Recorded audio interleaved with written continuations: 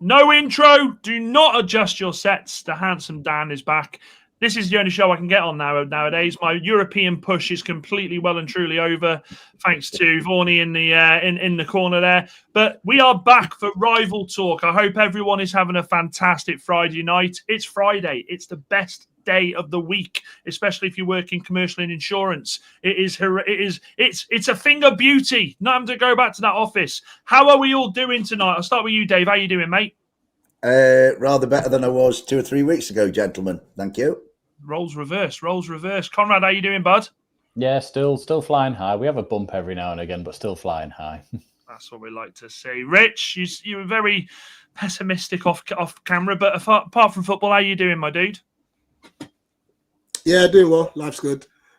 Just annoyed our team can't finish our chances. Hopefully that doesn't happen on Sunday. I pray. I absolutely pray. And Vorney, how you doing, mate? I'm all good, mate. Especially after Monday night, I'm even better. Go on, Vorney. Unfortunately, Vorney can't do the show tonight. I think he's gone down with a bit of 1 minute on the clock, and he got it in. Some would say I'm salty. I'll tell you what, look, we'll start there. We will start there. I don't normally talk about my club, but I don't want to talk about my club. I think we need to talk about Vorney's boys, and I'm going to say my part on it first, Vorney, and then I'll let the other boys come in, and I'll let you have I'll let you take us home with it. Now, for me, straight up, nothing but respect for Arsenal, for Everton. I thought Everton turned up with a fantastic game plan on Monday. I thought what they did was fantastic in the way of even down to 10 men, completely suffocating our wing backs. Well, you call them wing backs. I think they're just pedestrians, to be honest. 3-on-1 at both times. And every time, I thought that Tarkowski did a great job in riling up Xerxes, getting in his head. Xerxes didn't have a clue what to do. I thought Everton were absolutely deserved of the victory, and if you watched my my post-match verdict on it, there was no anger towards Everton at all. I thought they were incredible. I thought David Moyes showed exactly why Everton went out there and brought him back, because this guy has been around the block. This guy knows exactly what to do in games like that, and I thought he was fantastic. And I will say this. And Dijk got a lot of mention, but I thought Grealish was absolutely fantastic. I thought he was back to his maniacal self. I thought the way that he was tracking back. I mean, sometimes he was further back than the left back, Mikalenko. So I thought that Everton more than deserved it. I think for myself, Manchester United, I thought Amorim looked completely out of ideas. When they went down to 10 men, I think he looked and went, well, we'll just carry on playing the way we will, which I thought played into Everton's hands. It was just very much side to side. Everton knew, just follow the ball across, double, triple up on who's over there, and we'll be all right here. Now, Dave, obviously you started off the season, poorly. We can say that. What were your thoughts on the game? Monday night, I thought, I mean, big fella, you talk about a game plan. I'm not sure a game plan involved two toffees sticking to each other like that and almost sticking it to each other. I don't think that was part of the game plan. But from that moment that Idrissa and Keno had sort of been separated and Idrissa had gone off, really, Dan, there was only one team in it. It looked to me as if Everton there were 20 blue shirts on the pitch and about 4 or 5 red shirts. And, people decry Moisey. They kind of, they want sexy football all the time. But Moisey's a brilliant organizer of human beings and football teams. And I thought it was an absolute credit to him. Sorry, Conrad. On most occasions, let's get that in there. I thought Monday night was immense credit to Everton and sort of symbolised how far they've come, after they've had this sequence of seasons where they've been sort of clinging on and circling around the plug hole.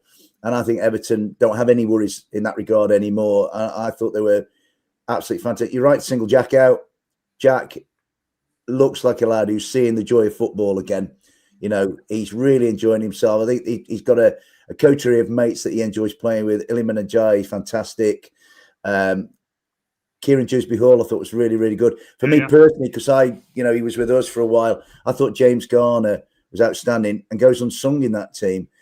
And every one of the 10, and then the subs who came on did a wonderful job. And I thought, 1-0 actually flattered United against 10 men. So if you like what it did, it brought back to the surface those worries and fears that the Manchester United fan base had prior to this good run that they've been on. You know what I mean? So immense credit to Everton, and I was full of admiration for what they did.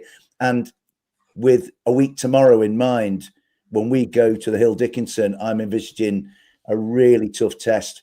And I think it'd be I think the way Forest have just picked up a bit, and the way Everton have now kind of sorted their bits and bobs out, I think that's going to be a really, really good game a week tomorrow. So I'm really looking forward to it. But huge credit to Everton. Manchester United, back to the navel gazing, I'm afraid.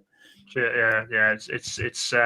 Look, it is what it is. It's the game, isn't it? And the game we fell in love with, as Potts would have us all remember. Before I come to Conrad, and actually, I know I'll ask Conrad this because, look, I'm a football fan. We're all older gentlemen. I know we're mature gentlemen, shall we say? I'm going to say this now, right? I thought the referee got it wrong. Like I've seen some scraps in the Premier League with players. We know about Bowyer, we know about Dyer, we've seen other people do it. When I saw the red card come out, I honestly thought at first, Xerxes done something to Tarkowski off the ball because he's been riling him. Then when I saw the replay back, I looked at it and I went, I hate saying this because but the game is going. It is going. It's gone. Because if that's a red card, I think we're in trouble. Now, I remember something similar before I come to you, Conrad, in the Champions League final when Didier Drogba did the same thing. He slapped Vidic and it was a red card. And I said then that is not a red card. I know the letter of the law, lads, and I know that you cannot put your hand on a player and blah blah blah. But these were two teammates who'd. It had been a bad pass by Gay there, and I think that I don't see anything wrong with it. I see two lads having a bit of a dust up. If anything, if I was the ref and I'd seen Pickford sprinting over, I'd have thought he's going to sort this out. I'll walk away, he'll calm them down, and off they go. Conrad, do you think it was a red card? Do you think it was deserved, or do you think it was a bit harsh? It was probably a bit harsh, really. If the referee had just given himself a few more seconds to actually think, he sort of saw the slap, the semi-slap that it was, really, and probably just went, well, that's it, I've got to do it now. Whereas, like you say, if he'd have just given Pickford a second or two to sort of go, what he is doing, lads, and have one. The thing is, Keane didn't even react when he hit him. He didn't move. He didn't sort of look like he was going to have a tear up with him either. It wasn't, as I've seen in the comments there, it wasn't Bowyer and Dyer where they were full on trying to throw, fists at each other. It was a bit like just calm, just have a word with both of them, because it felt more of a red. Once they'd sent him off and Gay sort of lost his head and was like wrestling with Pickford and trying. At that point, I was like, if this is what he's been doing, because you sort of kind of saw it out the corner of my eye, because you sort of do that thing where you're like, oh, they've got the ball, it's all right. You can look away sort of thing. But it was, if he'd have been acting like that, I'd have gone, yeah, fair enough. He's clearly, lost his head at the moment and gone. But that was him sort of like going, I haven't done anything that bad. I haven't done it to another teammate, and you've sent me off, and that just sort of tipped him over the edge to do it there. I did enjoy their rematch this week, though, of them sort of having a little boxing match at the training ground with each other, though. I thought that was very well done. Wouldn't have done it if you'd have lost. I'd have mentioned it would have been. I thought that was the thing. Like it was like, we can enjoy it now. We can enjoy this moment because it sort of came to nothing in the end. But yeah, I think the ref sort of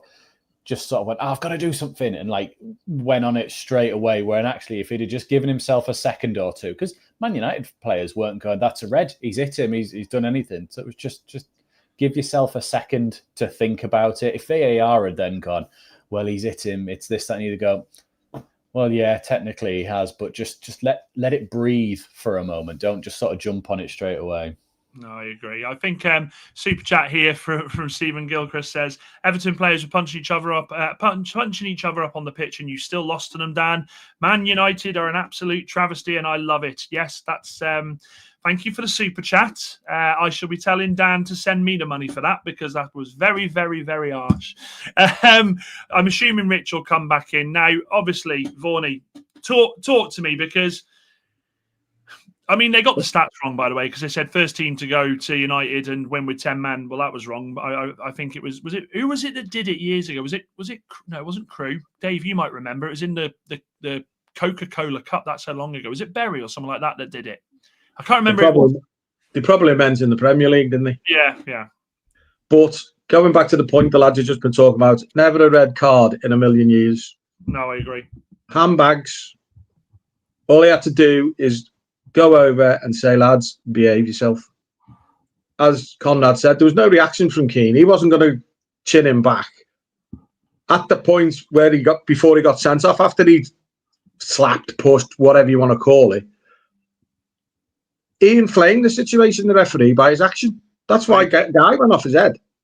Yeah. Do you know what I mean? And the situation itself, Michael Keane had every right to have a go at address a guy because of the loose pass he just made on the edge of the box, and that's what he was having a go at him over.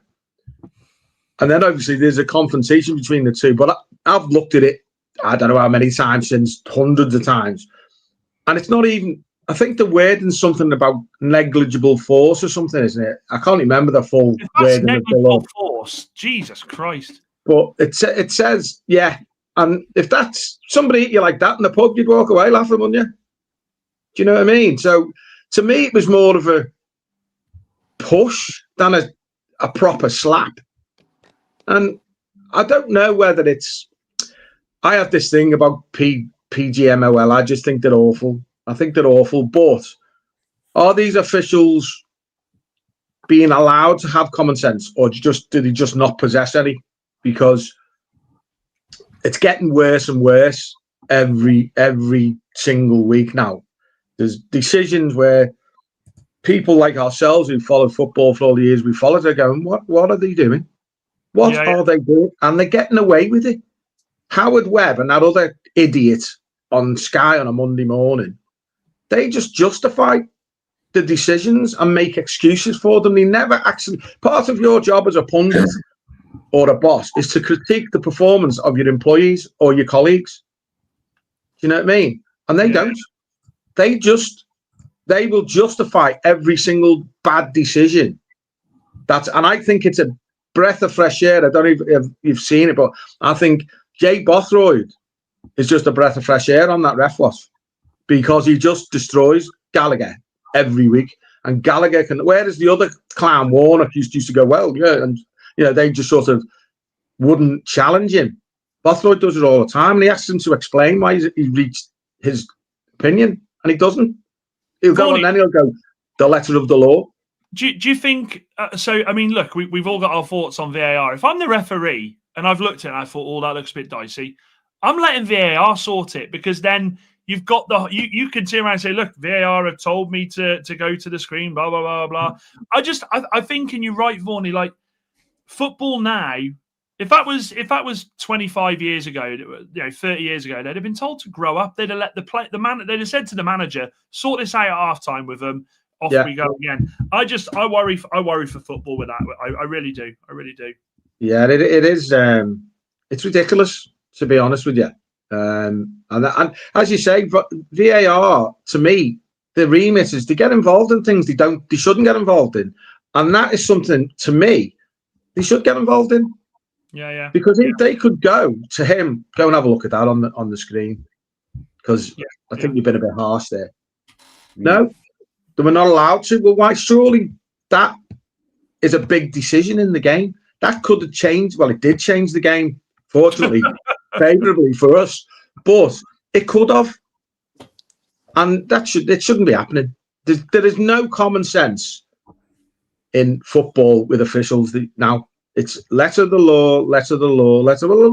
Rules can be flexible. If you apply them properly, they can be flexible. If you use common sense. How does it work in every other country in Europe, except in the Premier League? Because I watch a lot of your people. It's a big decision for Everton because Gay is going to be out now for a while and probably off to AFCON. So they're going to miss him for a few weeks because of that.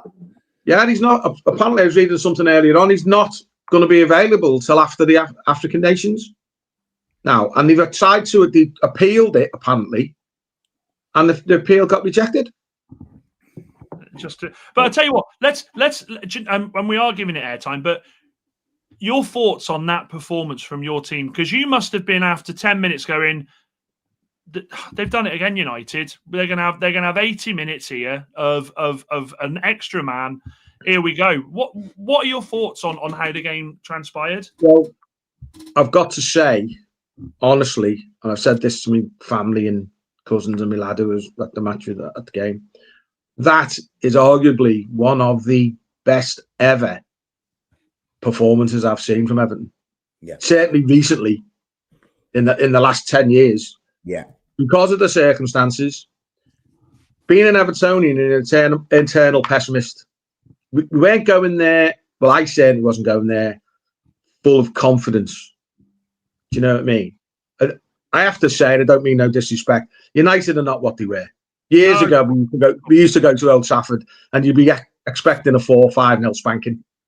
That's not the case anymore. We, as Evertonians, worry about Everton, not about the other team. So we were saying the other night, well, the Everton we want to turn up turns up, we'll be all right.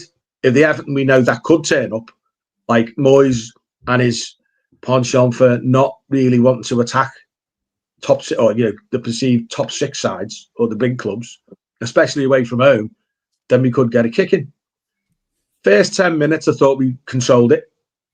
I thought we would, and then the incident happened, and immediately every supporter in that section of the ground just went, "Here we go again.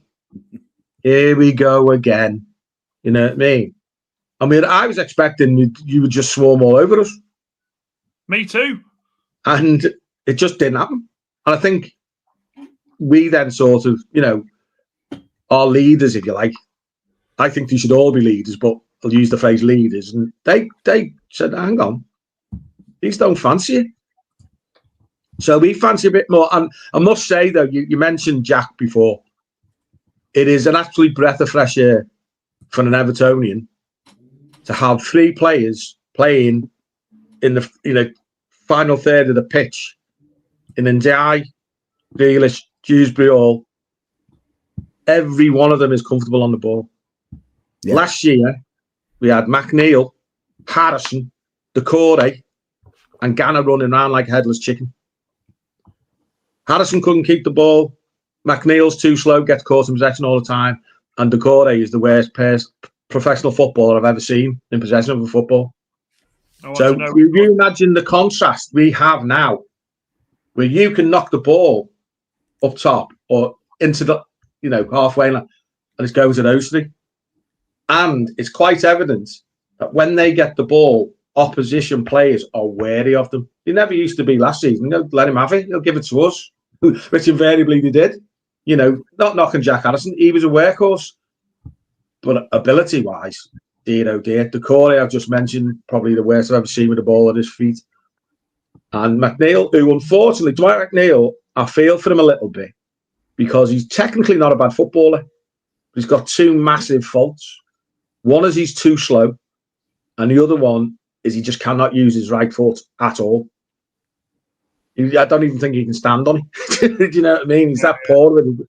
And you look at him now and go, I think Davey might have well up with yourselves in January, because I know Dice likes him. Because if you were him now, I'd look at those people in front of me and say, where am I getting in this side? And then obviously you've got the likes of young Diblin in the waiting in the wings as well. So be fair to McNeil, he came on and did okay the other night. Whereas previously when he's come on, he's been absolutely shocking. Yeah. But he's not going to get a game for that. And it's like a breath of fresh air for us Evertonians, knowing we have that quality of player again now.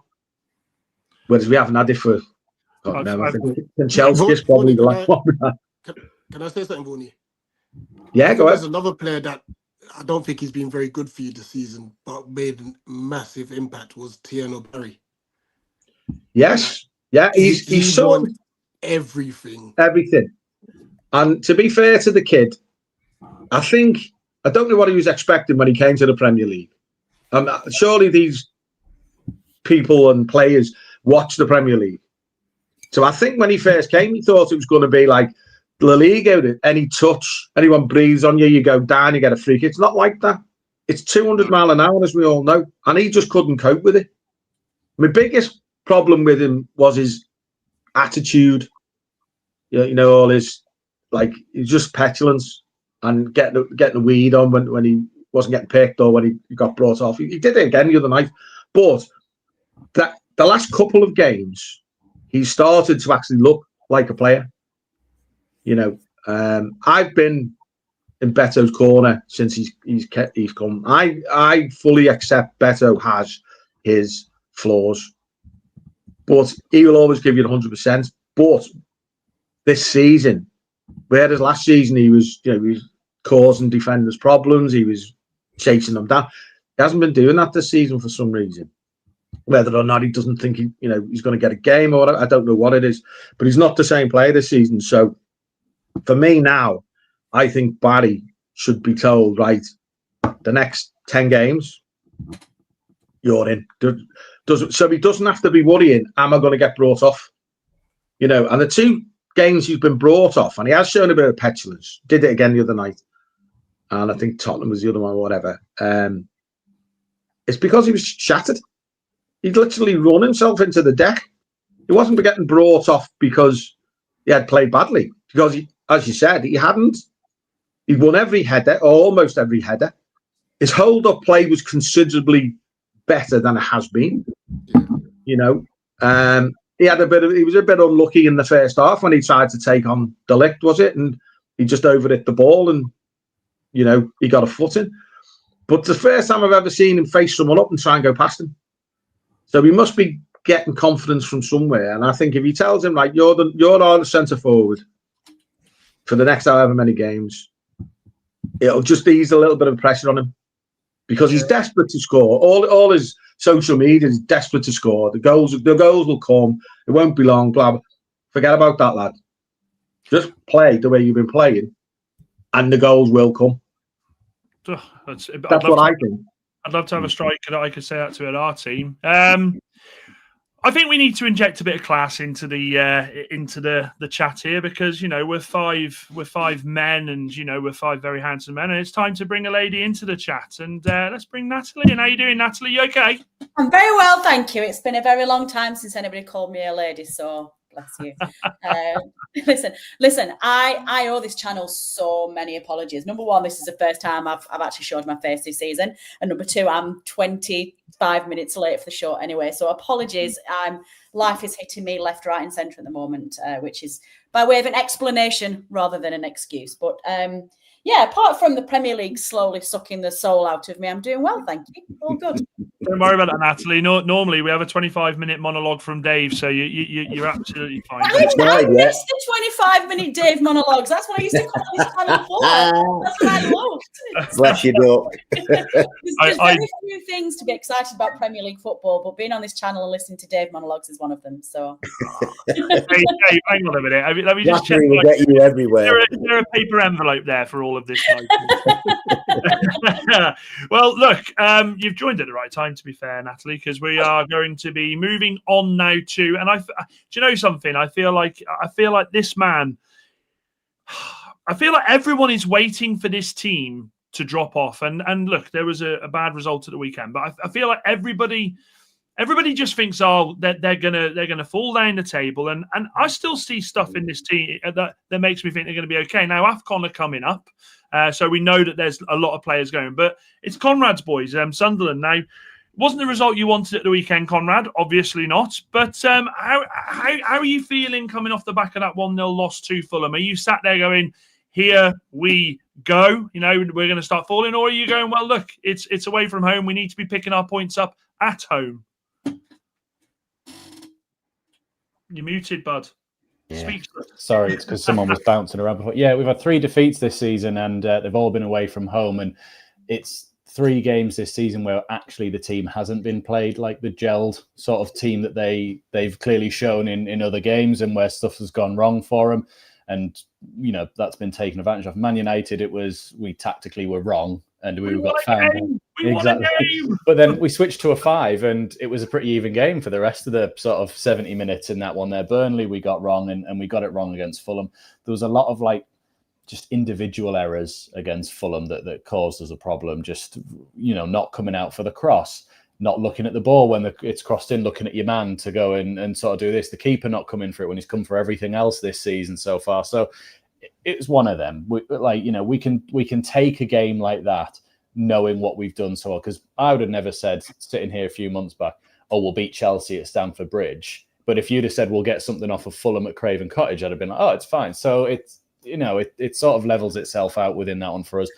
I do feel we've got to bounce back, and on my channel with the lads, we sort of feel like we lost to Burnley, we beat Brentford. We lost to Man United, we beat Wolves. We've got to sort of show that we can bounce back each time. And thankfully, it's been a home game each time. And, the fortress is still standing even after Arsenal. And actually, Everton are the next best team I've seen at the Stadium of Light this season. They were fantastic that night on the Monday. Yeah, we had no idea what to do for about 40 minutes or so. And then we sort of found some sort of rhythm and got ourselves back into it. But we've come through the hardest test in terms of the best team in the league, and then someone who's given us arguably the hardest test, and we're still, unbeaten at home. But after Bournemouth, we do go into Liverpool away, which actually at the moment isn't that bad. There's not much to worry about these days, exactly, to be honest. They're not even the best team in Liverpool anymore. I know.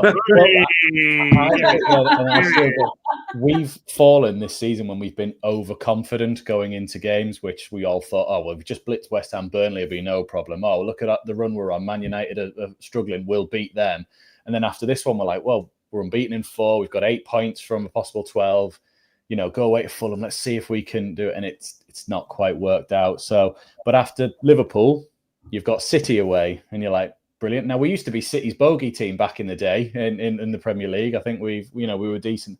But then you go into the derby at home, and then you've got AFCON at that point, and we're starting to go, if we don't pick up something in this sort of little run before it, are we starting to sort of worry? Although saying that, against Arsenal, only 2 of the starters are going to AFCON. It was mainly the bench that was going to be sort of pulled apart, and our backups and what have you. But couple of players coming back who played for us last season in Dennis Sirkin, left back, and Mundell on the left wing as well. So we kind of cover maybe a Dingra and Talby with Mundell, and Sirkin for Reynaldo as well. So we're all right. It's the midfield in Siddiqui where that's going to be a real big loss for us. But I don't know. I really hope we bounce back. I think we can, and that's what's been our strength this season, of not letting results bother us. But there's a long way to go still, but I'm buzzing to be on 19 points already so far. Back in 2003, it took us 19 points to complete a full season. So I'm buzzing to be here now. This is amazing. Can I just ask you, sorry, just there, because you're saying we'll start to get worried. Worried about what? What exactly are you worried about? Worried about not finishing challenging for one of the European places? Surely you're not worried about relegation. Oh, I'm still worried about relegation every time. The whole city, yeah. He's gaslighting us. He's gaslighting us. With Sunderland, as Vaughan, you'll understand with Everton, you can't take anything that they're doing and sort of live with that forever. We're still sitting here now going, I'll be buzzing with 16th or 17th at the end of the season. Hull City had more points than us this time when they were in the league, and still finished 17th that season when they had Phil Brown, Giovanni, and whoever else they had there. So there is room to completely fall off the edge. Granted, each week I'm a bit like, this is getting better. This is getting better. This is all right. You've won 5 games. There used to be the case that 10 games you survived. I think in the last 4 or 5 years, 9 games pretty much guarantees you survival. You're 4 wins away from survival. This is you are going to be nowhere near the bottom 3. I'm choosing not to believe that until I see the run next to 3 teams. I don't believe anything at this point until that R is next to them all. Even if we were second and they were down there, I'm like, no. If you dare at the end of the season say, "Oh, we're worried about," I'm coming. To be fair, I fully understand that feeling, mate. I fully understand it. No, it's with Everton, right? We played really, really well. Probably, as I said, one of the best performances I've seen for many a long year. I'm I'm worried that Everton will have stayed at Old Trafford, and the one I'm used to will turn up tomorrow. I wish they would. I'd rather them. Jesus You know Christ. what I mean? Because with Everton, it's week to week to week which team turns up. And I know, I've watched all the social media, especially this week, and there seems to be a lot of camaraderie in the camp now, and a lot of togetherness, which hasn't always been the case, I don't think. But he's come in and he's gelled them. And, you know, they seem to be fighting for one another, if you'll pardon the pun. Seems to be fighting for one another. I mean, most people like Michael Keane for about a decade, right? So I think they probably just did what everybody else was waiting to do. But I mean, again, Michael Keane, I've been one of his biggest detractors, but he has not put a foot wrong this season. He just hasn't, and you have to. I'm always one. I may well, you know, have a like or maybe not fancy a player, but if the player I don't fancy plays well, I'll be the first to say he's played well. And Keane hasn't put a foot wrong. Calvert-Lewin used to be another one. I thought forever he's absolutely hopeless, but on the odd occasion he did have a go. I would say he's had a go. You know what I mean? Unfortunately, or fortunately for us, Leeds are now finding out all about what I've been saying for years. Do you know what I mean? Him as well in the summer. I'm so glad we didn't bother. Oh, well, anyway, but I'm not here to talk about him. But he's one of, you know. But what I'm saying, if he's played well, I'll say he's played well. And Keane hasn't put a foot wrong. Yeah. And long may it continue. But again, Michael Keane, I don't know whether if it's with a mindset might have changed, but he always had this thing or ability that if he made a mistake, whenever it was in the game, whether it was the first minute or the 85th minute, if he made a mistake, he would fall to pieces. And he hasn't been doing that recently. So, Bonnie, I can tell you're happy this week, mate. How have we gone from bloody Sunderland staying up to bloody Michael Keane? Just talk about the fickle, you know, football being fickle and Everton. You can't trust them. Like Conrad said, you just don't trust them. And until we hit that magical, until we hit that magical total that cannot be caught by people, bottom three, I will not rest easy. And I would even say that if we were in the top 8, because I know how Everton can turn.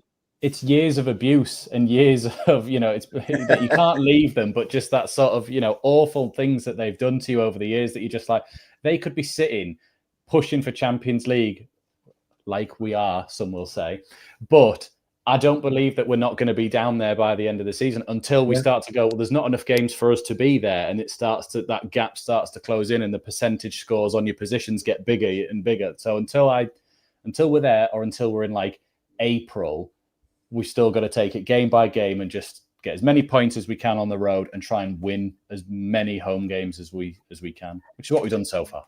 Rich, come on. Inject some positivity. I've never heard bloody two people be so bloody miserable about their team's doing well. Come on, give me some positivity. It's Friday night, people. I want some. Come on, Xhaka.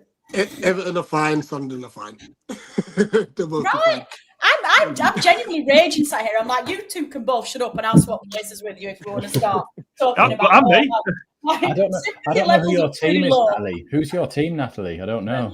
Burnley. Oh yeah. Little Claret Riding Hood. Can he not tell? That's true. Well, you did turn us over at the start of the season, though, so that's something. Which is your team? Sunderland. See, this is the weirdest thing that I'm finding out about Burnley this season, because one of the things that we've been maybe guilty of in previous relegation seasons is struggling to find the results against your relegation rivals, and that's where you end up, because you are giving them bonus points and you aren't getting them yourselves. And this season we've put in excellent performances against Sunderland, against Leeds, against Wolves. We've got a really good point at home against Forest as well, who are a side who are absolutely nowhere near as bad as the media clickbait headlines or, you know, the table position previously would have suggested. They're a much, much better side. They were really tough. So to get points from those... Dan, you might be right about those brown paper envelopes. You know? Well, they are. Like, apart from Chris Wood, who I still... Let me just take the glasses off and weep a little bit there. but it's true. And against those sides, like the games that we're supposed to fight and the games that we're supposed to get points, we have done and done really, really well. But then we've not really met any mid-table. Like West Ham was a really disappointing result, and that was very much our own problem. They were obviously down the bottom of the table with us, but we've not played any of the middle teams yet. All of the other games have all been like the tough. We've got so far in the first 12 games all of the big sides out of the way, both home and away. We've had to play Arsenal, Chelsea, City, Villa, Spurs, United, Liverpool, and who else have we played? I can't think they're all. And we've lost. Natalie, you're making me weep. Calling United a big team, you make me weep. Thank you. Well, you're 10th, you're top table, so I'll give you that for now. But we've got zero points from any of those games, so we aren't getting any of the bonus draws that you need on top of the 9 wins to survive, and it's a really odd thing. And I think personally, and as much as I absolutely love him, Scott Parker's natural cautiousness is causing us a problem this season, because he's going into those big games playing 5 at the back, playing Kyle Walker on the right side of the central defence, which quite frankly is the biggest waste of Kyle Walker you've ever seen in your life. And he's playing scared against those opposition. He's going into those games assuming that we're going to get turned over by big, massive sides, and we just stick five men in a defence and leave ourselves massively exposed in the middle. And we can't, even in the event that we do have a slight breakaway, we've got nobody up front to try and convert any crosses or even put a cross into the box in the first place. Our wingers just absolutely don't overlap at all. They literally get to the halfway line and stop. And so it's a really, that's I think our biggest problem at the moment. We're seeing fearless and really positive when we're playing our peers at the bottom of the table, and we know we've got to win those. Is it like Gareth Southgate football of, well, if we stay in the game long enough, we might sort of like, you know, be able to do something at the end of the game, rather than thinking, actually, let's have a go. Because, like, yes, you lost to Man United, you lost to Liverpool, you know, like, and even against Spurs, I thought you were really good. The scoreline really flattered them on that opening day. It was a bit of a, like, for us, we beat West Ham, saw you, Luke, and we went, oh, Burnley, easy. And then it completely wasn't that game at all. You know, the scoreline really flattered them. It's just that thing of, is he playing that stick in there football? Yeah. Which might do all right against your Leeds, your Sunderlands, and you know, whoever else in there, like the Forest at the time under Ange as well. We played them at that time as well, when it was this sort of transitional Forest, shall we call them.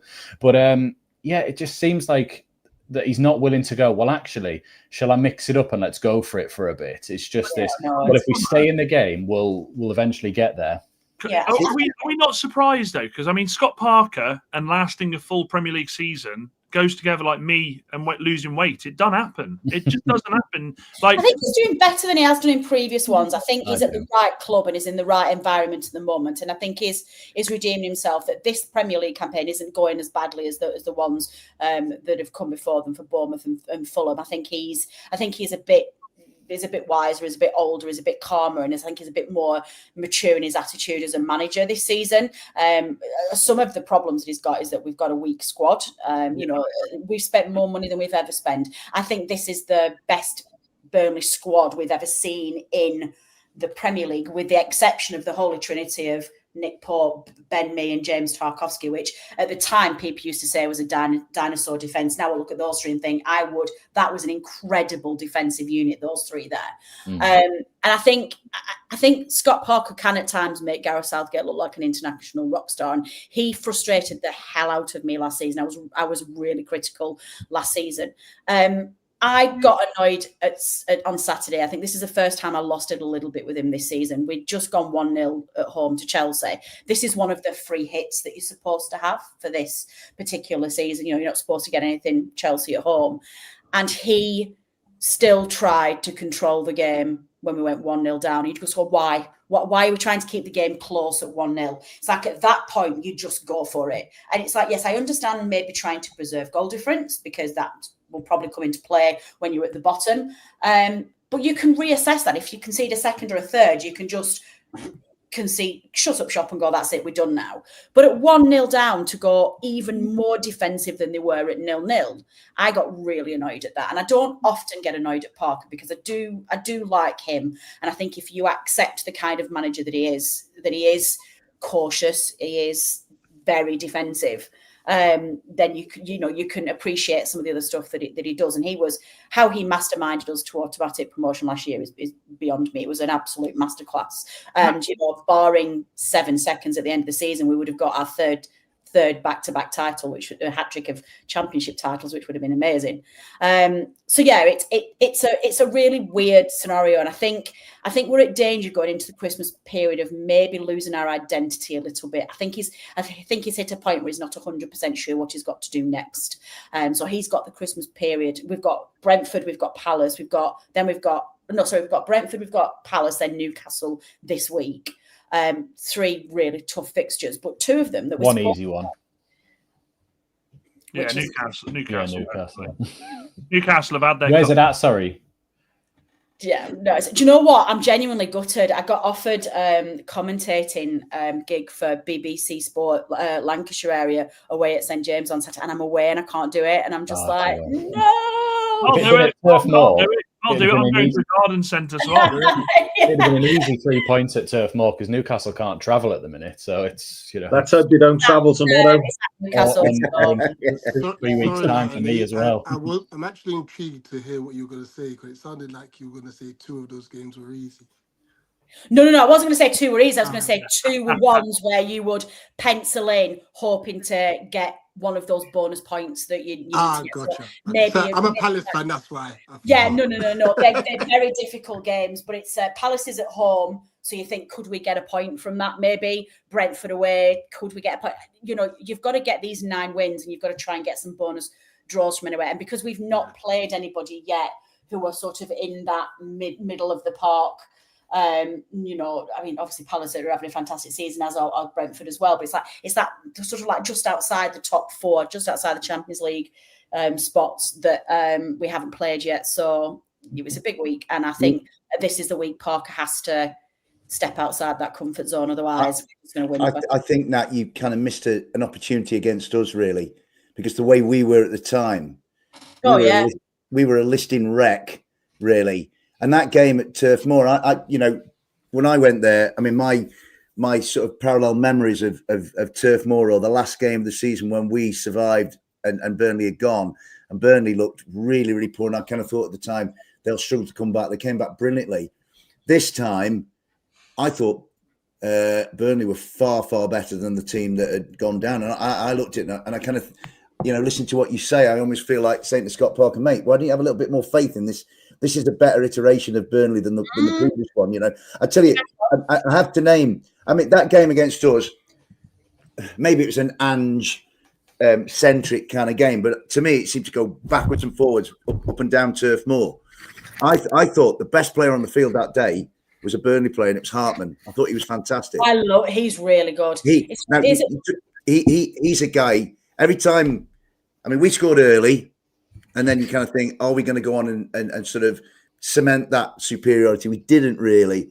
And I thought it finished 1-1. It was probably a fair result, but really either side could have won it. But every time the ball went out to Burnley's left, our right, I was like, I kept nudging the guy next to me saying, this kid Hartman is a player. He put some lovely crosses into the box. So I think there's far more at Parker's disposal now than say like Vincent had 2 seasons ago.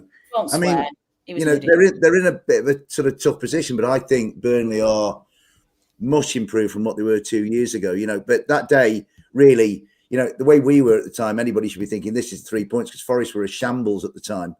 Really, you know what I mean? So I think that was a big opportunity for you. But it's like I said before, though. It's like, yeah, you were really struggling at the time, but you still were a much better side than what the clickbait headlines were having everybody believe. You didn't play poorly against us. It wasn't the shambles that you thought. It was a really tough game. And if that fixture had come just 2 weeks later, you'd have beaten us comfortably because that was right on the cusp of you finding your feet again. Hartman is a real talent. I know somebody's just put in the chat box that Hartman is a talent as well. I guess my only concern with Hartman is that he's probably better going forward than he is in defence. He does get turned a little bit too easily and he does get left. But his footwork is incredible and is one of the, is one of the really modern fullbacks that just spend a lot of time going forward and really help the attack. But certainly against Chelsea on Saturday, for both goals, he got absolutely turned, and he lost his man, and he got turned very, very quickly. So I think that's the problem at the moment, I think, with Burnley, in that we've always been very well known in the Premier League for having a very strong defence, particularly in the Dijk decade. Kompany kind of ripped that up a little bit because that's just not the football he likes. Kompany destroyed your credibility, and yeah. I expected this guy to come to the Premier League. I thought it's kind of like, actually, from a United perspective, when you see the ex-United players come up from after learning from Fergie, and you thought these guys are going to have learned the game, and I thought this guy learning from Pep, and he blitzed the Championship with them. I thought he was a mess. I have nothing nice to say about that man at all, and it's not to get another job.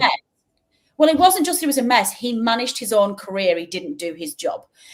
That was the season where we had all of the points deductions drama with Forest and Everton. We had some other sides of the bottom who were struggling. If he had been prepared to put his ego to one side and do the dirty stuff that you need to do to get a point, Burnley could have survived that season. But he refused to tarnish brand Kompany. He basically just managed himself, and he kept himself. I thought he was a bully, Natalie. I thought he was a bully. Like, when you see him, he was horrible. You know, like singling players out in training. And I looked and I thought, this is a guy who thinks it's all about him. And look, you know, you can't do that in the Premier League. And I think he was extremely fortunate to get the Bayern Munich job. It kind of it was choice though. Yeah. Well, yeah, no, and with Martin at Southampton, when it was like he refused to even give them a fighting chance at a point, when it was just like, stop playing this way. You're getting it. So at Southampton, everyone forgets this, but in that Championship season, they got battered 5-0 at Sunderland playing the same way. Like, and we finished 17th that season. They got opened up loads because they just went for it every time. You've got to be able to manage the game differently. And it was probably maybe the one thing that put Kompany to say in his defence is he probably thought, God, we did so well in the Championship playing this way. Well, then I'm going to keep this because this is how... When it was actually, after a few weeks, it should have been, stop. Let's calm down a bit. Nearly destroyed James Trafford's career as well. Yeah. That was an appalling decision. James Trafford went from being a League One keeper to having that fantastic summer, and we've all seen those clips of when he saved that penalty when Cole Palmer. Don't talk to me about penalties and Trafford. I'm still not over that from Mark. But he had that fantastic summer where they won the Euros, was it? And there was that clip saying he's going to save it. And then he got brought back Kompany, and his next league fixture was at home against City in the Premier League, and he was shell shocked. And then he kept playing him. Muric should never have lost that shirt. He was incredible, that Championship winning side. He pure Hollywood and gave me palpitations most of the time. But is he the one who let the ball under his foot against the tee? Right, okay, that one. It was his position to lose. He should have started. Or if you don't think he's good enough, give Trafford 5 games, give Muric 5 games, manage your men. And he absolutely killed that dressing room. He killed those players. He got promoted to the Premier League, and then he basically sold them all and said, none of these are good enough, I'm starting again. Went on a spending spree, spent 160 million on players who didn't even know what they were doing, and then managed his own ego. I've got nothing but disdain for that man. Where's Kev gone? Where's Dave gone? Sorry, he's had enough. He's that furious. Rich, talk to me, my guy, because you've got Manchester United on Sunday. Now my boys. I say boys because they don't play like men at the moment. You've got to be happy with your season, dude. Like, okay, take Strasbourg away. It was obviously playing Chelsea's feeder team, but you got to be happy, and you got to be confident this weekend, surely. It's crazy. I'm more confident this Sunday than I am against Burnley, just because of the style of play sort of factor to it. Happy with the season, yes. Happy with 5th, but honestly, if you're sitting in my shoes and see the amount of missed chances we've had all season, it is ridiculous. We've got I think we've got the most missed chances across Europe. And the type of missed chances we're having is mad. I think we had 3 or 4 against Sunderland. Don't get me wrong, Rice was unbelievable. 6 or 7, really. Forest, up until 60 minutes, I think we had 3 or 4 we didn't take, and then we tired. Everton, we should have absolutely battered and lost that game, you know. Yeah, you missed a good so, few with Goodison. Yeah. Yeah. So no, I am happy. Look, we're fifth. Got a massive chance to, I think, be joint points with Chelsea because they will have Arsenal afterwards. Yeah, you so will. Yeah. you know. Now. Mm. I mean, with it being Wolves at the weekend, Rich, because I'll be honest with you, I think we can all safely say like Wolves are. I mean, and in a point in Robert, they've done themselves. But did you look at that on Sunday and went, hang on, new manager bounce? Could we always with Palace? There's always some sort of new manager bounce against Palace, and I think we managed it very well.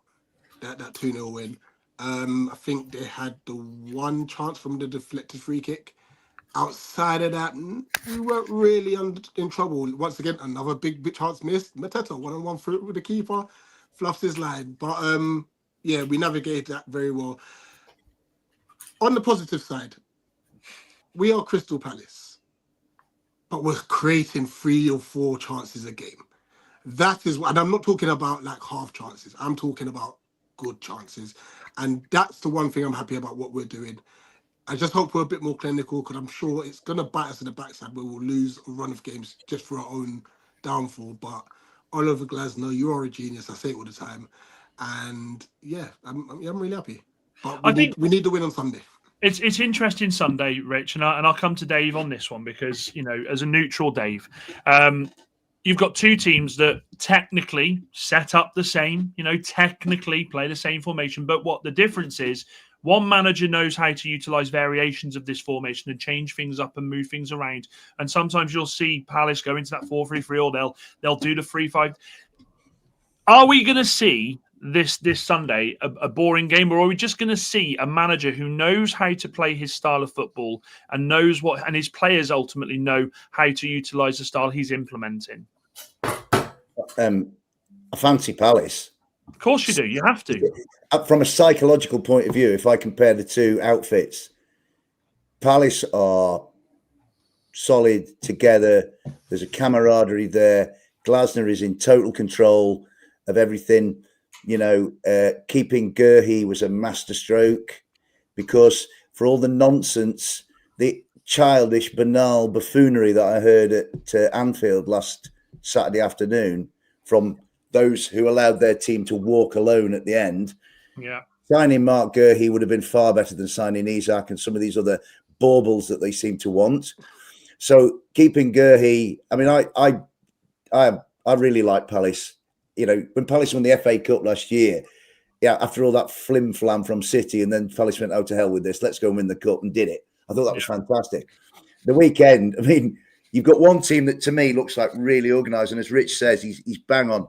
Palace are so dynamic in creating chances. Munoz, Mateta, Pino looks a really good player. Adam Wharton is a wonderful footballer, I think, you know, destined for World Cup and probably, you know, a glittering career. And then they're really solid. Lacroix at the back, Gurhey, you know, they just look, to be honest, at the moment, every time Palace lose, I get really surprised. So I looked last night and they got beat in Strasbourg and I was like, blimey, I can't believe that. Because to my way of thinking, Palace, yeah, you know, so if they can just cure this problem that Rich, who sees far more of Palace than I do, of like, you know, shot conversion, United are in for it on Sunday. I mean, if I'm Amorim, I'm saying you lost to 10 men. You know, they were fighting amongst themselves and you allowed that to get away from you. You want your backsides kicking. To me, there are certain managers in this league who really have their team by their short and curlies, right? And there are other managers who don't seem to be able to kind of convincingly get a message across. You know, Slot can't do it. If I'm Slot and Forrester coming back, I'm in Liverpool's dressing room saying, they beat us here 1-0 last year and they nicked it off us. And it's stuck in my craw even though we won the league. Are you going to allow it to happen again? No way. I can guarantee Fabian Hurstler on Sunday at our place will be saying, are we going to lose 7-0 here again? No way. David Moyes, we're down to 10 men. Let's get it done. And Everton got it done. Regis Labrie can get his message over. Amorim, he seems to be being managed by his team. They've got it the wrong way round. And I look at them and I see I see no backbone, no spine, no structure, which in the glory years under Sir Alex, United's backbone and spine was like titanium. But with that, Dave, I think the problem United have, and this isn't talking about United. I want to get back to Rich because if I'm Rich on Sunday, like I already know what's turning up against me. I know that they're going to play Bruno and Casemiro in the midfield, and as long as we can pull them out of position, which they have so much energy in this Palace side, like I don't think people. I mean, we do on this panel, but yeah. I don't think people give Palace enough credit for how much energy is in that team. No. And they pull teams apart. They move the ball that quick that they pull them apart. They do. And the thing is, you see, I mean, on Sunday at Selhurst, you know what you're getting from Crystal Palace. The opposition, I mean, to be fair to the opposition, until Monday night, they've been on this sort of slight resurgence. I mean, they came to us and drew 2-2. Oh, we were back. We were back, apparently. We were back, yeah, and actually could have won it, So that guy could have cut his hair with an Ahmad last-minute winner. Like, you were one game away. Yeah, So, I mean, it's a fascinating game because you've got one known quantity and one completely unknown quantity, unknown even to themselves. So, what happens at Selhurst Park? I mean, I don't know, but I can't help but fancy. You ever seen Rocky 3? You ever seen Rocky 3 when they interview Mr. T? That guy at the beginning. He says, no. He says, what do you predict for the opposition? I'll tell you what it's going to be Sunday. Pain. That's what it's going to be. Not for Rich, for me. That's why I'm wearing my Christmas jumpers. I need to get some joy out of somewhere because heaven knows my bloody team ain't doing it. Vorney, what are your thoughts on Palace this season? Because look, let's be honest here, right? 5th in the table. In European competition, reigning FA Cup holders, life is, as the French would say, c'est bon, isn't it? Surely. Yeah, they're doing really well, aren't they? They came to our place, and as Rich said, the game should have really bring Michael Keane into this. Anyway, no, they came. They couldn't wrap the game up 2-3-0 before Everton even got started, and if you miss chances, you don't win games, and I know that fully well. I've watched it week in, week out, and as Rich said, and then you'd end up losing more often than not. And you concede in the last 10 minutes, and you should be 4-0 up or something like that, But no, credit to them, and they play some good football. And what they do is, which is I always used to when I coach teams, move the ball quickly. Move the ball. You move the ball quickly. You can't let the opposition set. You know what I mean? And Palace do it well. And they've got some very, very underrated players. I think they've got one who's very overrated. I'm not too enamoured with Mateta. I think he's a good target man, but in front of goal, he's not that hot, is he really? But other than that, he's a good target man. He's peeing us off as well, so don't worry. What's that, mate? He's pissing us off as well at the minute. Yeah, right. I've missed chances he's had, but yeah. And I think you're right in that, Vorney. I think, and this is where we're going to get our joy on Sunday, because we'll hopefully expect Bruno Fernandes to do his usual high press, and that will be a dream for someone like Adam Wharton or even Dijk Kamada, because we like to pass the ball quick and into our 10s. And as much as Pino's finishing hasn't been great himself, he picks some excellent pockets behind the midfield. And stuff, and I think that's going to be our key. Expect Daniel Munoz to get a goal or assist. Oh, I love him. I love him so much. I love that player. He's just up and down, and the amount of spaces that you leave open, I think we'll be able to exploit. On the flip side, I must say Ahmed and Mbeumo have formed a very tidy partnership, which I'm surprised Amorim tweaked a bit against Everton. I think he moved Ahmed to the 10, I believe. Yeah. I think obviously because Cunha's missing, and I believe he's missing again. So, well, he moved him to wing back after about 15 minutes. Didn't he move Ahmad to wing back to play? When we had him in the Championship, he's a right forward, and that's where you get the best joy out of him when he can cut back onto his left. We also played as another sort of arguably a 10, but Roberts was out on the right-hand side as well, so it meant that Ahmad almost had that free role on the side to overlap or be the extra man. But they keep playing him in all sorts of different positions where he's not strongest. And I get they bought Mbeumo and he's in that position. And you're a bit like, get the best out of him. that's what he's there for. Because Ahmad will be one of your best players if you can just get the best out of him. Sorry to interrupt you, too. You're right on Ahmad and Mbeumo. With Natalie, obviously, we were talking about Burnley's style of play, and we're talking about, obviously the way that you want Parker to do what he's doing. But in Glasner, I feel like you've got a manager. This guy can change it up mid-game like that. And I think that has been his biggest plus as a manager.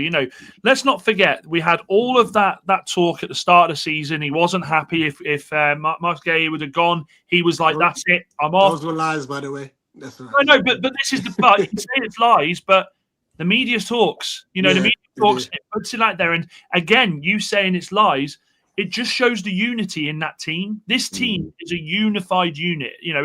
It is solid. Nothing gets in, nothing gets out. Those boys, they play together. They play for each other. They play for that badge, and they play for the manager. Now, we talk about what could they do this season, but Natalie, I'll ask you, what could they do this season? What could who do this season? Palace. I was going to say, I think if I put it back to Burnley, I was like, well, I think they can. It's a difficult one, isn't it? I think the proof will be in the last sort of 10, 12 games of the season when teams get towards the business end. We've got the January transfer window coming up. We've got AFCON coming up as well. It's a little bit early for me at this stage of the season to figure out where everybody's going to finish.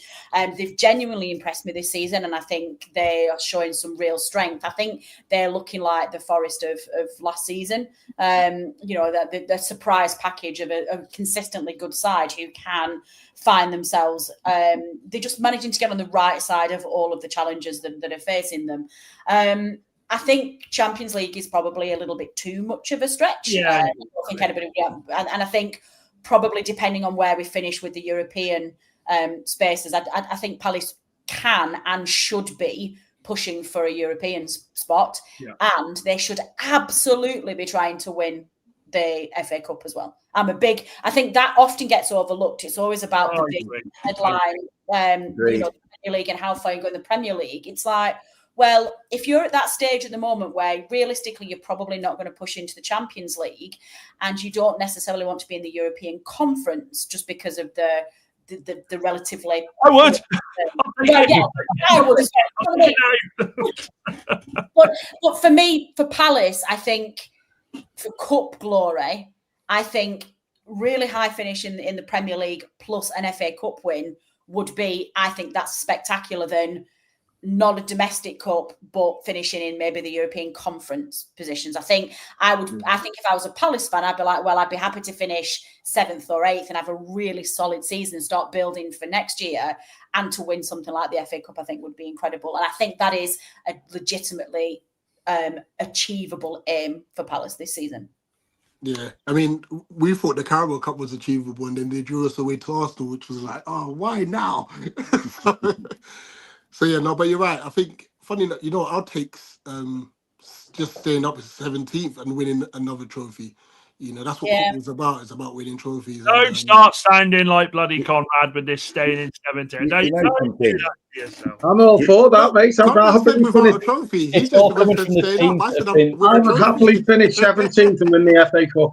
It's all from the teams that have been damaged by their own, that have damaged their fan bases over the years, that are the ones that are like, I will take finishing here and get this. When you've had glory like Man United in the past, you don't see this, but we see this awfulness, and we live for days.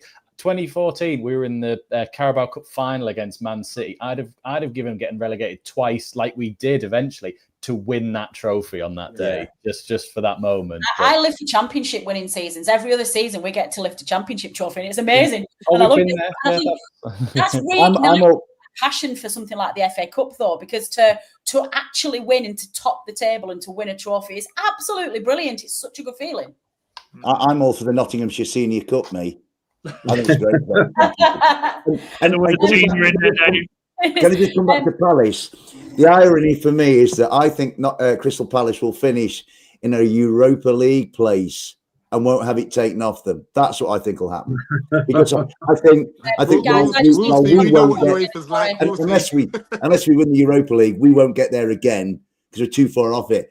I see Crystal Palace finishing maybe 5th or 6th, getting into Europa League place, and Steve Parish and all his family down there saying, right, take it off us now. And I think Palace will make up for what happened back in the summer. I just think life evens things out like that.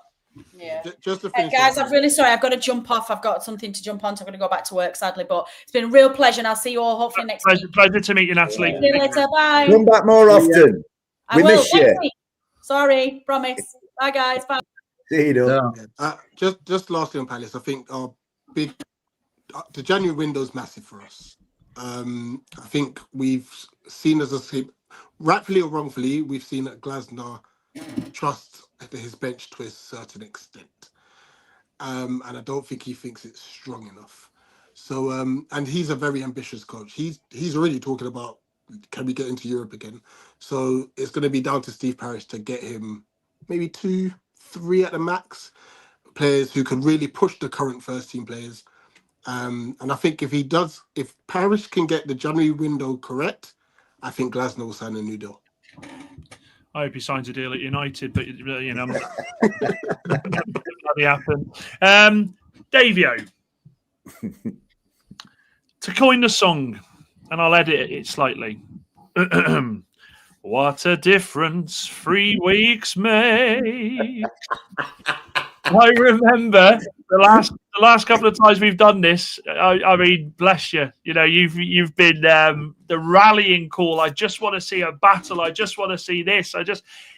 Well, you got it. And you know something? I'm going to say this. When Dijk took over, a lot of fans. Excuse me for twitching when I hear that name, but sorry. I knew Vaughan you'd do that. That's like me with David Moyes. When everyone goes, "Oh, I love him," I'm like, No. We got. Oh, yeah, you agree with me, Dan. we got. No. I have my thoughts about Moyes at United. I think he was wronged, but I look at it right, and straight away I said, Dave, when this guy comes in, it's all about the home wins. That's all it is. That's what Dijk does. He gets enough points at home to stay up in the Premier League.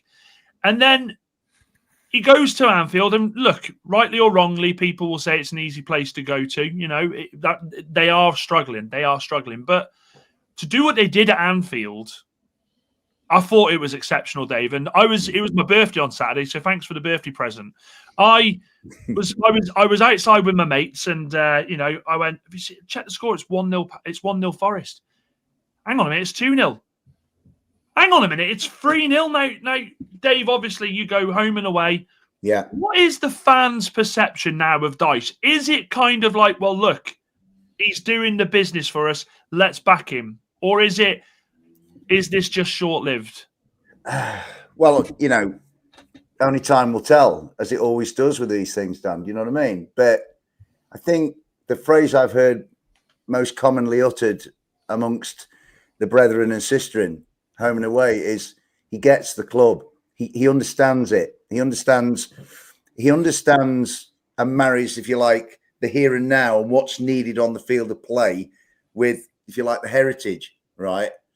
So I think, I mean, first and foremost, I just love the fact that Forest are last on tonight's show, if you like. We've gone through everybody else's club, and it's really nice. And I think it sums up what's happened in the last 2 or 3 weeks, that now Forest are not the talking point as much now as they were back then. I think, you know, Oscar said better to be talked about than not talked about. Well, the great man wasn't always correct. I'm happy for Forest not to be talked about. I've said on pods in the past, you know, it's never dull at Forest. Crikey, I wish it was, because there's been too much talk and not enough substance, right? And from the moment he came in, the Porto game, which at the time looked a bit of a mountain to climb, and you know, take out the Bournemouth game, where really he acknowledged his own possible error, where he said, you know, those that did such a good job against Porto. I've run teams. I ran a team for 17 years. My view is they've just won a game. They've earned the right to keep the shirt. We go again. And I think Dijk did that after Porto. So I understood that. Hindsight, which is the most specific tool you're going to get, said that maybe that was the wrong decision at Bournemouth. And we were poor at Bournemouth. We were outplayed. But let's get it on the table. Bournemouth are a good side, a very good side, well coached, right? Since then, I just think he makes them laugh. I've seen several press conferences, double-handers with like Ryan Yates, Callum Hudson-Odoi, Nico Williams, where there's a kind of a banter of, yeah, I'm in charge, but I understand that you lot take the mick out of me. And I think because he's got Woney and Stoney, who also get the club, Tony Locker and Billy Mercer, those five, it feels like Forest have become Forest again, you know. And we've just, thankfully at last, this cracking grand bunch of lads who I think the world of our lads, you know, these last 2 years after some bereavements, they've kept me going, Forest have. They've been amazing, right? Whatever the results. You know, you win some, you lose some, you draw some. But those lads who pull their red shirt on, I don't look at any of them and think they're like a Harry Arter or a John Joe Shelby who took the mick out of us, right? These lads put a shift in, right? But it finally, having been pulled hither and thither by all the nonsense of egos clashing off the field, you know, I don't want him and I'm not going to work with him, and whoever he wants to sign, I'm not going to play, and all this business, plus the owner sticking his 2 pence in. You know, our lads were pulled from pillar to post, so they didn't know whether they were coming or going. They've had basically 3 pre-seasons once the season started. Dave, just quickly, I want you to carry on. But another thing, just wanted to chuck in there as well, is the immense pride he has in managing that club. Yeah, that's a really good point. He said, because, you know, his history with Forest is that he was there under the Great One. Yeah. And, you know, whereas his best mates became Forest playing icons, if you like, Stoney and Ian Wone, Dijk never made it at Forest. He was never considered good enough. So I love the fact when he said after the Liverpool game, you know, I never got to wear the badge as a player, but I'm loving and honoured to wear it now, right? So I think he's embraced all that. What he has done, he could easily have come in and just lent on history and his own history with the club. He hasn't done that. He said, yeah, it's there, we acknowledge it, but we have to start winning football matches now. And I think what he's done in a short space of time, it's taken me a bit by surprise. I'm always very sort of, you know, you get some supporters who, this guy's terrible, and they just like, that's completely black. And then there's these people over here, like, he's brilliant, and it's completely white. I'm somewhere in the middle, right? Let's just see how it goes. Let's not get over the top. I watch so many YouTube channels where there's this propagandist nonsense coming out, and I don't want to do that. I like to consider myself a bit more measured in what I see with my team. But the last few weeks, I mean, so in a way, the pivotal result for us was the 0-0 in Austria. I went, right, and we weren't great. We should have been 3 or 4 up at half time. Gibbs White misses a penalty. We ended up kind of fizzling out. But what he did that night, he rotated because he kind of balanced off. We want to get at least something in Austria, but make sure we're all right for Leeds on Sunday. Yeah. And it was proved correct because Leeds scored first, but Leeds never looked like they were going to hold on to it. Our lads then grew in confidence. You know, we beat Leeds, and then, you know, you go off onto the international break or whatever, and then you think, Liverpool away, they're champions. They're on their own ground. Arne Slot is still cranky about losing to us last year when we won 1-0, you know, in your head, Arne, and all that. And I thought Slot, as a title-winning manager, would drill it into Liverpool that it does not happen again. And it more than happened again, because Forest, once they withstood that first 30 minutes where, mainly through Sobersley carrying the whole of their team, because he's their best player by a mile. He's done all season, by the way. Yeah. From right back, because their manager considers their best player should be played at right back. Nonsensical, right? Once they kind of weathered that first 30 minutes, I mean, the first break Forest had, they kind of played it quite cleverly out of Liverpool's defence. Gibbs White, Igor Jesus knocks it on, and Dijk chases it, forces Canate, who you'd be better off having a wardrobe there, really, than him. Goes out for a corner, ball comes over from a corner, gets skimmed, Murillo, the box, he's at the far post, brings it down, and as quick as lightning sticks it in the back of the net. And then it's kind of like you're thinking, this is actually really good. It should have been 2-0. Igor Jesus' goal should have stood. Yeah, I agree. Sangari got felled in the box, and not enough was made of it, given some of the penalties that get given. Forest could easily have been three up at half time. The thing is, the key thing was half time, right? You kind of think, they're going to come out hurt and wounded because, you know, if I'm Liverpool, yeah, and it's 47 seconds, and we're 2-0 up, and it really is all over them because they just withered away. To me, the symbolic thing in that game was when the second goal went in, the move that created it. It was Dominguez had it. He gave it to Anderson. He gave it back to Dominguez. He gave it to Nico Williams, back to Dominguez. As Nico Williams is giving it back to Dominguez and then back to Elliot Anderson to go again, Williams is in the box. He's got Mo Salah stood next to him on the edge of the 18-bar box. Nico gets the byline, pulls it back for Savona to score. A beautiful finish from a young fullback. And while all this is going on, Mo Salah is still stood there in the same spot on the 18-yard box, looking at his contract and totting up the amount of money he's getting for not tracking back and helping his teammates. Well, I'll tell you what. I'll tell you something, mate. I'll tell you something. Liverpool aren't welcome on this show next season. They can piss off somewhere else. This is a team of beauty. The thing is, though, Dan, can I just come back to it? The thing is, in a way, Eindhoven devalued our win because Eindhoven went there and made it said, well, anybody can do this. Do you know what I mean? So it was for me personally. We started the Liverpool downfall, so it's all right. You've beaten 3 times. Eddie Nketiah, the much maligned Eddie Nketiah, who Potts won't have. And actually, it does go back to that Eddie Nketiah goal, and then you look at the results from then on, right? But I'm telling you, lads, we all love our teams, and we're all great supporters of our teams. I'm in my 60s. I've seen some great Forest days. I mean, I remember winning European Cups and all that. And me. But Saturday at Anfield, lads, was just immense. Honestly. And that's what football's all about. I mean, Conrad, with Nottingham Forest, different conversation now completely. We a few weeks ago we were saying Ange is destroying this team. What's different for you with Forest now? Just common sense, football, and being smart and not thinking players don't need to be taught how to defend set pieces because they're good players and players just attack and that's it. That's your best form of defense. Just common sense football. He was on the overlap, Sean Dyche years ago talking about Man United and I don't know if it was Amarin at the time, but even just said at some point you've just got to win football matches and play properly, which is exactly what he got Forest doing. I do think we didn't get Everton doing that, by the way, but that's another thing. I was going to say, and this is in no means a slant, is this probably the best team and squad that he's managed in terms of a group of players? You've got your players like Gibbs White, Anderson, you've got those 2 centre-halves, you've got Aina still to come back in as well. You've got all these options. Conrad, he had Michael Keane at Everton. Come on, that's true. And Burnley. Didn't he have him at Burnley as well? He's back in the England squad too, don't you worry about him.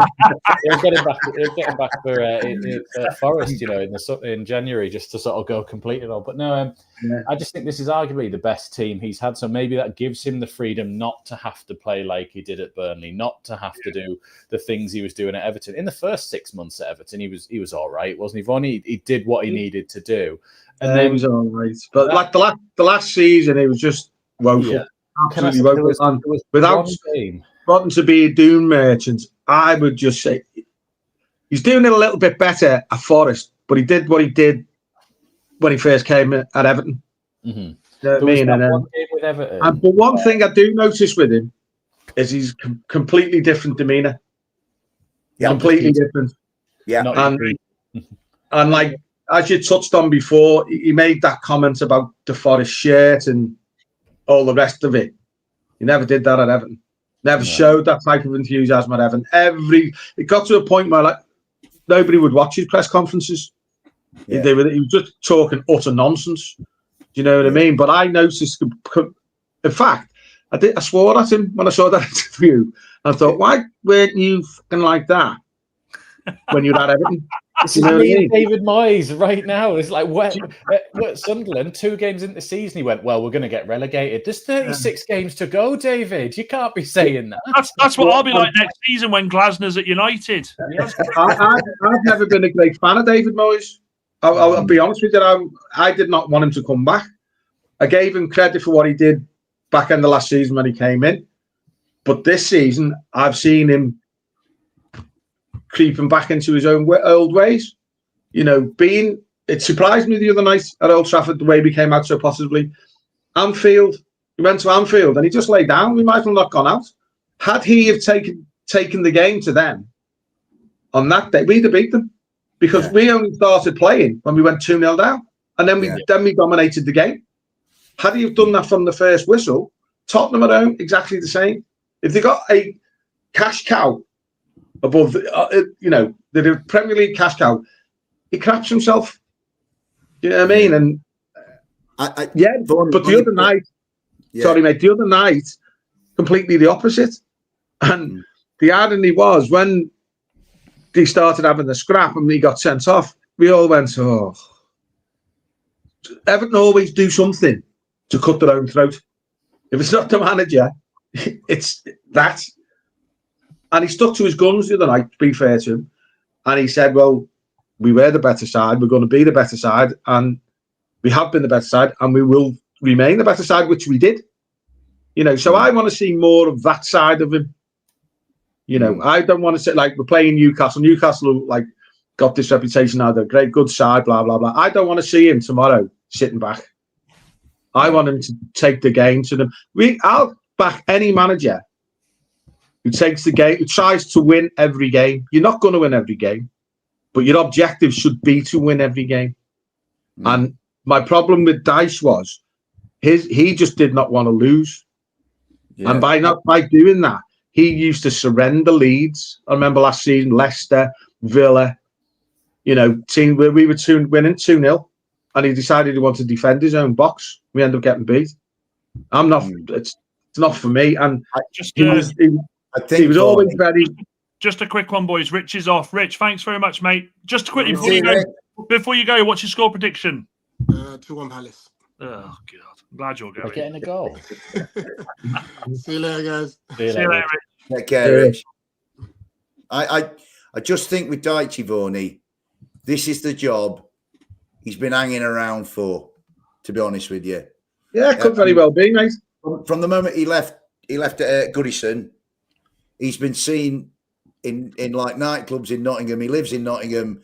He knows all the miracle men. He's big mates with like Birtles and Woodcock and Chilton and all the lads. So I think it was the right time. In his demeanour, mate, I think his demeanour is crucial. I think he's made them laugh. I think he's made them enjoy. Well, I can honestly tell you, mate, he made me cry. Yeah. I mean, the thing is, you get a chance, Vorney.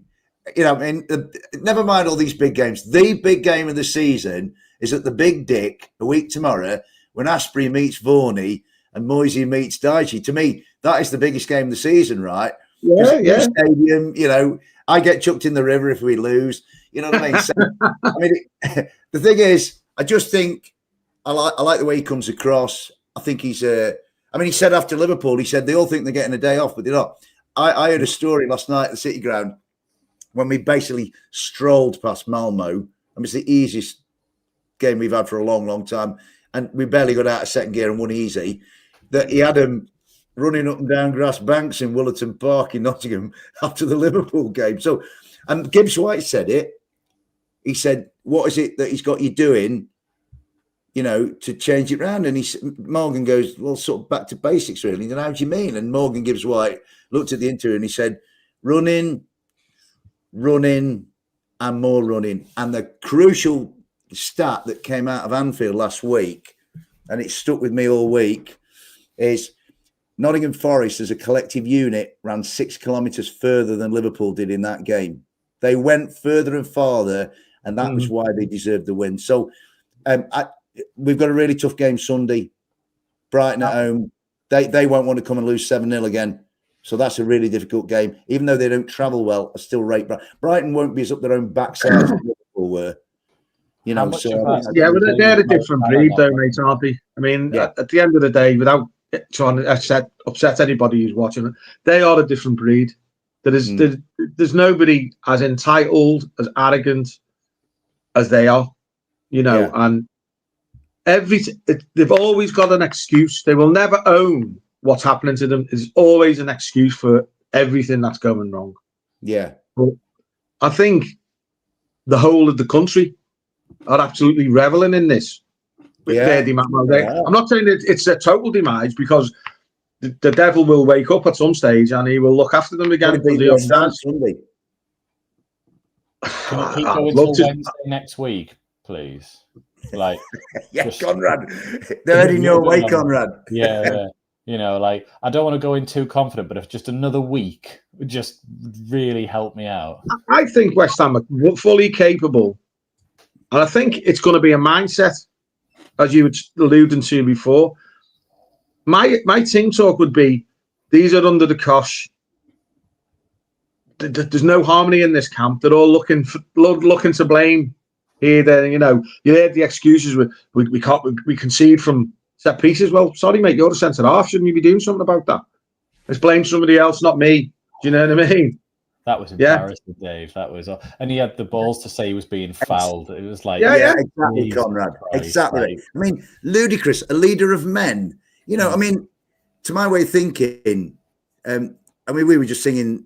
Our lot was singing. I'm not a singer, but our lot was singing. It's happened again. It's happened again. You're walking alone. You're walking alone. And then when Isaac went off, none of us knew he was there until he went off. I mean, the whole thing is shambolic, and it's. I know it's once you've got success, you get it. Getting it is one thing, keeping it is another. And there's always we've had a drop off from a by our standards, brilliant season last year, but we have never, our problem's been off the field. Our lads on the field have never lost. They've never got complacent. If anything, they've been bowed under the pressure. Liverpool, to me, it's just like, we just put on a red shirt and it happens. Take like that. No, it's not. And I'm glad because there's this bloody talk about Van Dijk's the greatest centre-back that's ever bloody lived. I'm like, stop this now. No. Jesus. But again, that's their arrogance and their entitlements. He's not even in the best 20 you've played in the Premier League. If you think about all the brilliant centre-backs, even in through, the 2020 sort of time, all the great centre-forwards that have played in the Premier League, has Van Dijk had to face one or two equal to the type of player that was there? Diego Costa, Didier Drogba, Thierry Henry, Shearer, don't like that one. One I would put in the mix is, could you imagine him playing against Duncan Ferguson? No, not at all. Not at all. Dixie Dean, Vorney. Dixie Dean would murder him. I don't go on TikTok that much or anything, but I saw there's a guy who does this thing where he goes, I'm Van Dijk today, and what do I do? Run away. Yeah, I've seen that, yeah. run away.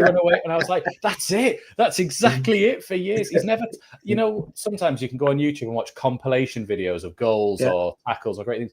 Van Dijk doesn't have any tackling people because he never tackles anyone. No. He's always the one who just marshals his space. That's all I said, if I was the opposing manager, I've never seen it done. I've seen it done international football and he got destroyed. Germany did it.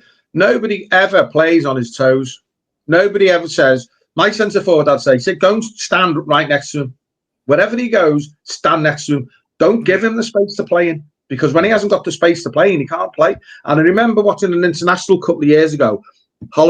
Netherlands played Germany, and Germany had two.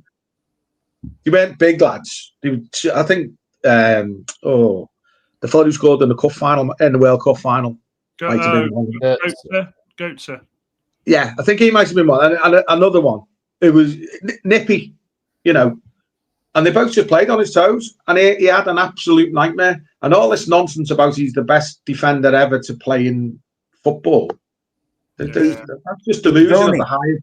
He's a great. He's the only person I've ever seen. He's the only person I've ever seen appeal for a penalty against himself. Yeah. Well, I've just looked at the clock and I realised how long we've been bloody on. Dan's going to be charging me for being on here. Before we go, look, let's wrap up. Let's quickly go through some predictions for the weekend so our teams are playing. So we'll start with Conrad's boys. So it's home against Bournemouth. We'll start with Dave. What do you think the score's going to be between Sunderland and Bournemouth? An entertaining 2-2, I think. To be honest with you, 2-2. Vorney, what about you, mate? I think Sunderland at home might nick it. I don't do scores, but I think Sunderland might nick it. I'm gonna go 2-2 with you, Dave. I'm gonna go 2-2, mate. Conrad? I think we'll nick it too. I think there'll just be something in there that we need to bounce back. And I think, like our Brentford game, it'll be 1-1 all the way to the end, and then we might steal it off of them. Very nice, very nice. I like a bit of confidence. And then at 5:30, we've got Everton, Newcastle. Vorney, with the mighty Michael Keane at the back. Anything is possible. Anything is possible. He's good for the goal as well. Don't forget. Yeah. If the Everton on Monday night turns up, Everton. Yeah. What about you, Dave? If the Everton on Monday night turn up and they had Dixie Dean up front, I think Everton win it. You know what I mean? But I tell you what, Newcastle a bit mercurial, aren't they? But my only worry for Everton, lads, without expanding too much, is that I hope it's not a little bit after the Lord Mayor's show for them, because they were so good on Monday night. Yeah, that's what I say, Dave. If the Everton turn up on Monday, but I said earlier on, didn't I? You just don't know. No, true. You just don't know. No. I think we know what Conrad will say, but go on, Conrad. I'll let you go anyway. Go on, mate. Well, they're not showing anything that they can travel away yet. So I think 3-0 Everton, Michael Keane hat-trick. That'll do me, mate. I'm going to captain him as well, just to really go all out for it, just to really go for the points. You laugh now, but next week I'll be top of my league. I agree with you, Vorney. I think if that Everton team turns up with the same togetherness, with the same fight and the same unity that we see with this team, I can see you getting 2-0, because I don't think this Newcastle team aren't the team that everybody thinks that they should be. They're not. They beat City at the weekend, but then they went straight to Marseille and they were awful again. So I wouldn't be surprised if Everton went 2-0. But what do I know? I'm a United fan. We don't exactly. Then I'll be happy with that, mate. No problem. Happy to give you something there, mate. We've got Forest against Brighton. What are we saying, Davio?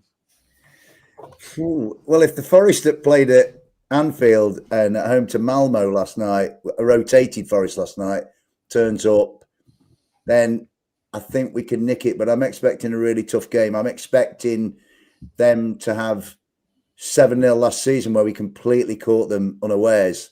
We'd lost 5-0 to Bournemouth the week before that, and then come back and beat them 7-0.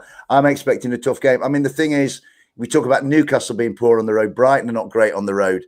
I think it's a case of keeping Ayari quiet, Minte quiet, and Milenkovic and Murillo, who I think are back to being the Milenkovic and Murillo of last season.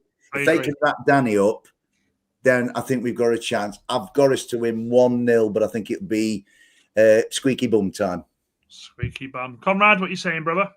I'd like to think that Forest can win it and go, what was it, be 6 unbeaten in all competitions now if you do that. But I get the feel, I think you mentioned it earlier on, that Herzler's going to be drilling into them. Yeah. Not again.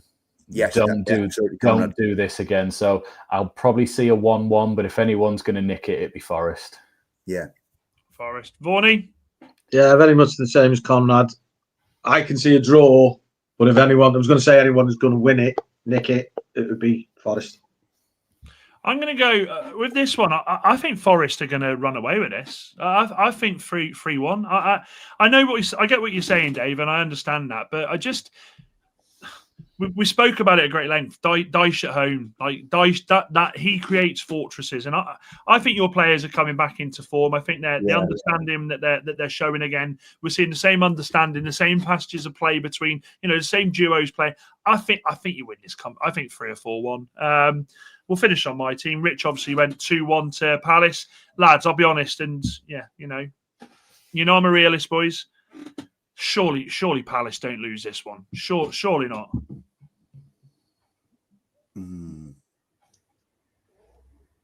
Who's going first? Oh, sorry. Go on. Someone I'll go first. I think Palace will win. Yeah. I think Palace will win because they believe in themselves. They play good football. They transition and move the ball quickly. I don't think Manchester United players believe in the system they're playing. I don't believe they believe in the manager. I don't think the manager believes in himself anymore, to be honest with you, by some of his body language. He will not, whether he will not out of choice or he's incapable of doing it, he will not change his system. That's what happened. Just go back to Monday night briefly. Once Everton realised he was just going to keep playing the same way, crack on, let them have the ball. They're not going to do anything with it. And they don't. Very, very, they went through a little bit of a resurgence, but in the main, he will not change. And he's come out in the press and said, I will not change my system. And it's not working. So unless you keep spending all the time to bring in players who he wants, it's forever going to remain the same. A good top manager has to be flexible and be able to change his system.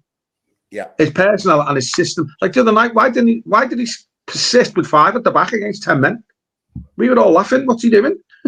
Crack on, mate. You know what I mean? So for those reasons, obviously, because I think there'll be an aftermath of Monday night.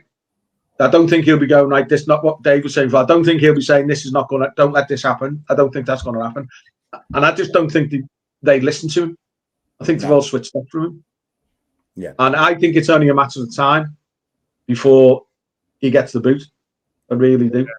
I so for those reasons, I am going to say Crystal Palace. Oh, beautiful. I love that. Look. We got to talk realistic here, Conrad. I mean, like, before I come to you, Conrad, I'll give you mine because any other team, any other manager, you'd look and you go, right, we're expecting a response here. They're going to have a response here. They're going to show something here. But I don't trust this Manchester United team. I'm sick to death of seeing managers come and go, guys. I really am. I'm sick of it. It drains you. But something's got to give. And when I say something's got to give, he's either got to turn around and say, right, I'm going to do something. I'm going to show you something different here.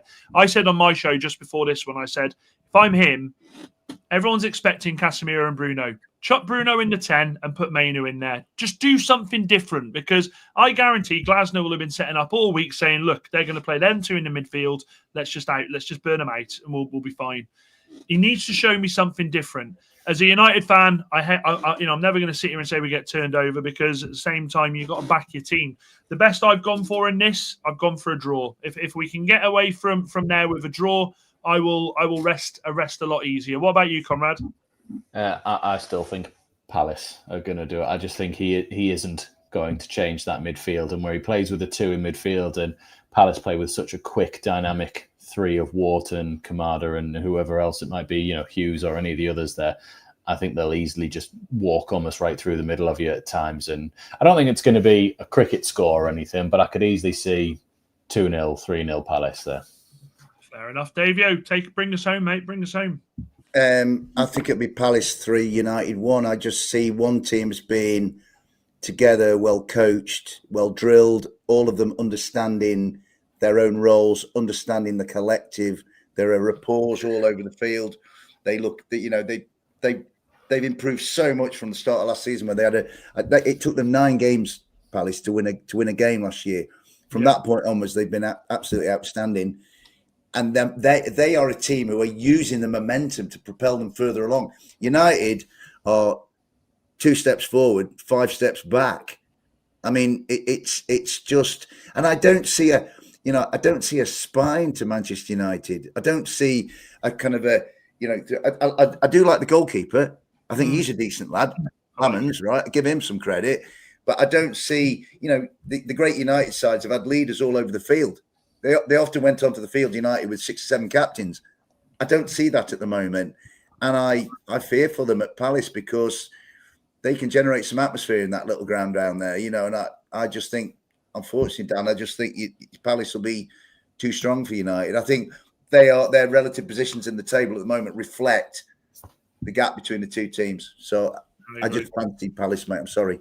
It's a trust thing with me. I don't trust the players. I think they bottled it completely.